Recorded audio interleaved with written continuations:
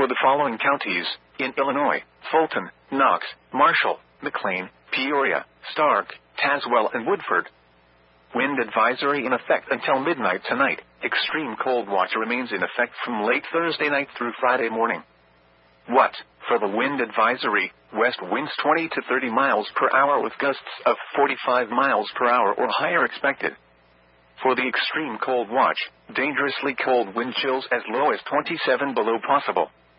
Where? Marshall, McLean, Peoria, Stark, Tazewell, Woodford, Fulton, and Knox counties. When? For the wind advisory, until midnight tonight. For the extreme cold watch, from late Thursday night through Friday morning.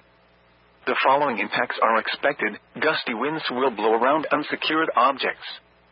Tree limbs could be blown down and a few power outages may result.